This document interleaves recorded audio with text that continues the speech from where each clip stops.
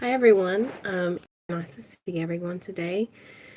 I am going to share this with everyone, or going to try at least. Um, I'm going to give everyone a little bit of time to kind of show up and say hello.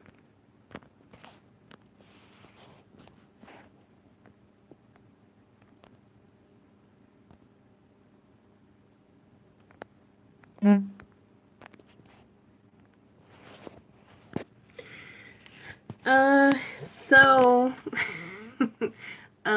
I was trying to kind of explain to everyone what this will be. Of course, leave your comments in the chat. Looks like there's only one person currently in the channel. Um, let's see.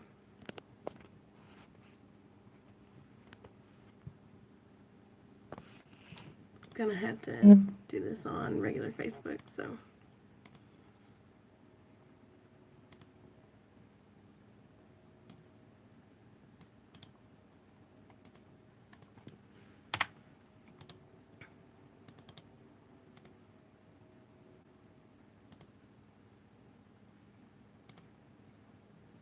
I hate when it does this.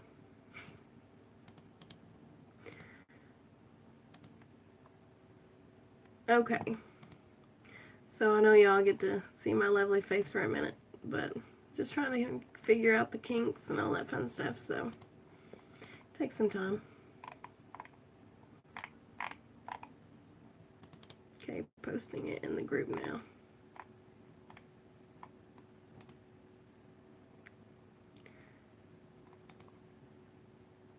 Let's see. Let me message Bobby.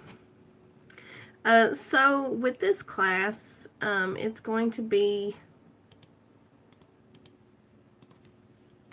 not too intensive. It's going to be a very basic introduction. So we're going to be talking about not really the rules, but just the basics of Conjure or root work.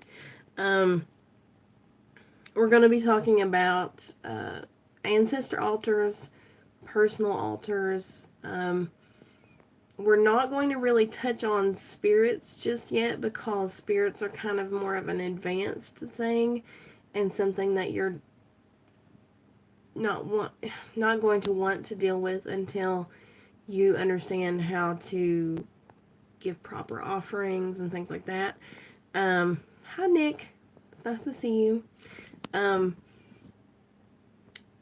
So you'll also learn how to make conjure oils and powders, and learn how to do readings. You'll also learn how to pray, if that makes sense. What to pray over your different jars. Like, here's a current jar. You don't need anything too fancy. You don't have to go out and spend, $100 on a jar like this. And, I mean, you can see it's got sugar, allspice, a petition. This is kind of an old jar. I need to get rid of it probably. I think it's got lavender in it.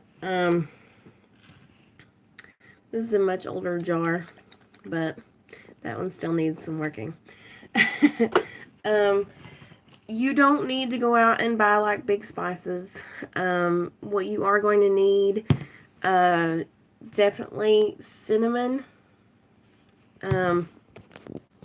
Exactly. So your praying is going to be one of the things that we're going to talk about. Like praying over a jar, For example, I'm going to use this one. I'm going to say, like, in the name of the Father, and the Son, and the Holy Spirit, I bless and empower this jar and then whatever it is that you want it to do is what you're going to pray over it for. And if you're not religious in that way, if you don't believe in, a singular God, I understand that. That's okay. You can say in the name of Freya, or in the name of Loki, in the name of pretty much any deity that you can think of, or spirit. I just use Jesus and God because that's kind of like what I grew up with, as well as, I'm also like Leo in Santeria, and which means like a pre-initiate, I get, like someone that knows about it and stuff, and has spoken to a couple of babalaos. Anyway, that's neither here nor there. I'm going to teach you how to make your own oils. This, for example, is a healing oil. We use a lot of it. You're going to learn types of petitions. You're going to learn different offerings that you can give to your ancestors. You're going to learn what you're going to put on your ancestor altar. You're going to learn about candle work, what colors that you need to use for those candles, how you are going to pray over those candles, how you're going to make sure that those candles have the right oil on them, how to set them up, where to put them, where to dispose of the remains. You're going to learn about freezer work. You're going to learn about a little bit of necromancy. Nothing too, not like raising the dead, but like graveyard dirt, how to work with the dead. And then I'm going to talk about love work and money work and specific types of work. I'm also going to be open for questions, so anything that you guys want to talk about or want to ask me about. Yes, the importance of ashes, definitely important. Pretty much all that. I'm also going to have some guest speakers come in. My sister from another mister, AJ, is going to pop by for a couple of different episodes. As well as my friend Bree. She is an intuitive reader. She reads feelings and energy, and she's going to try and teach you guys that. I can teach you like tarot. I can teach you how to read by spirit, which is the intuitive kind of thing.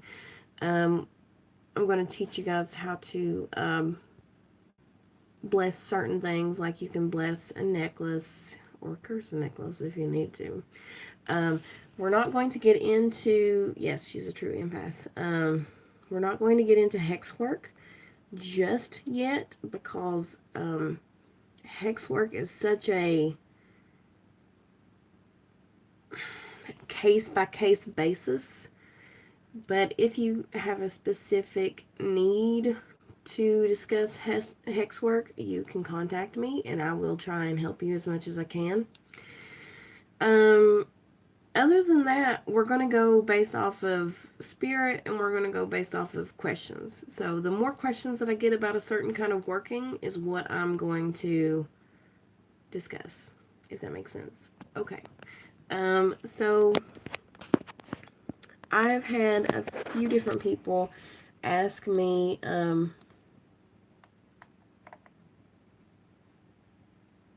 so for our first lesson, we're going to discuss sacred spaces.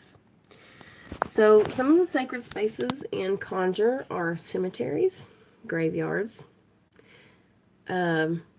altars. Your altars are extremely important. I cannot stress how much an ancestor altar is very helpful. I'm going to make like a whole episode about just ancestor altars. Churches and holy places, the crossroads, waterways,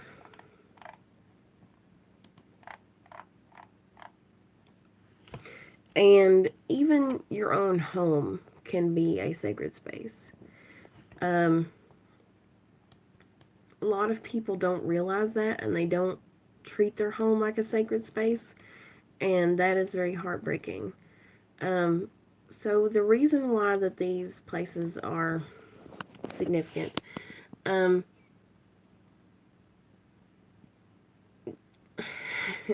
one of my teachers used to say, "Death loves everyone equally and takes them all into her embrace," which is true. Um, Cemeteries have an amazing range of uses. Some of the more common are love,